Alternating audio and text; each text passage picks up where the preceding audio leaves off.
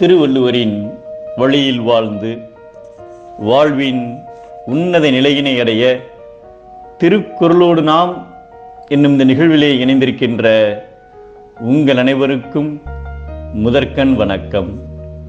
குறள் எண் 483, அதிகாரம் காலம் அறிதல். ஞானி ஒருவர் ஒரு கிராமத்திற்கு வந்தார். அங்கு ஒருவரின் வீட்டில் சில நாட்கள் தங்கினார். அவர் ஏழையாக இருந்தாலும் ஞானியை நல்ல முறையில் உபசரித்தார். ஞானி அக்கிராமத்தில் இருந்து புறப்படும் போது ஒரு பூவை அந்த மனிதனிடம் கொடுத்து, மந்திர சக்தி வாய்ந்த இந்த பூவால் எந்த இரும்பை தொட்டாலும் அது தங்கமாகிவிடும்.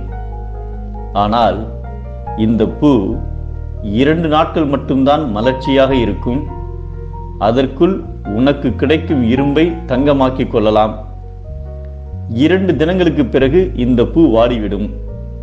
வாடிவிட்டால் அதற்கு சக்தி இருக்காது என்று கூறிவிட்டு சென்றார். அவர் சென்ற பிறகு, இன்னும் 2 நாட்கள் இருக்கின்றன அல்லவா என்று நன்றாக உறங்கிவிட்டார். கண் விழித்த போது மாலை நேரம் ஆகிவிட்டது. அப்போதுதான் ஞானி சொன்னது நினைவுக்கு வந்தது. உடனே எழுந்து நகரத்தில் உள்ள இரும்பு கடையை நோக்கி ஓடினார். ஆனால் கடை பூட்டி இருந்தது. அன்று விடுமுறை நாள் என்பது அப்போதுதான் அவனுக்கு நினைவுக்கு வந்தது.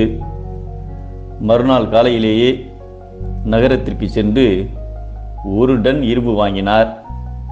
ஆனால் வண்டி கிடைக்காததால் தனியாக அதை எடுத்து வர முடியவில்லை. பக்கத்து கிராமத்தில் இருக்கும் தன் சகோதரர்களை அழைத்து வருவதற்காக சென்றபோது அவர்கள் வெளியூர் சென்று இருப்பது தெரிய வந்தது. அவசரமாக மீண்டும் இரும்பு கடைக்கு ஓடினார். எடுக்க முடிந்த அளவு இரும்பை எடுத்துக்கொண்டு பல இடங்களிலும் தட்டு தடுமாறி விழுந்து எழுந்து கடைசியாக வீட்டை அடைந்தார். அப்போது அந்த நாள் முடிந்து விட்டது. பூவும் வாடிவிட்டது. அப்போது ஞானியின் குரல் அவர் மனதில் ஒலித்தது. நண்பனே, உனக்கு வழங்கப்பட்ட நேரம் முடிந்து விட்டது. இனி அந்த பூவிற்கு எந்த சக்தியும் இல்லை. நீ குறித்த நேரத்தில் செயல்பட்டிருந்தால் உன் வீட்டின் வாயிற்படியில் உள்ள இரும்பையாவது தங்கமாக மாற்றியிருக்கலாமே. இது ஏன் உனக்கு தோன்றவில்லை? இன்று செய்ய வேண்டியதை நாளைக்கென்று தள்ளி வைத்ததால் இதுபோன்றுதான் நடக்கும் என்றது.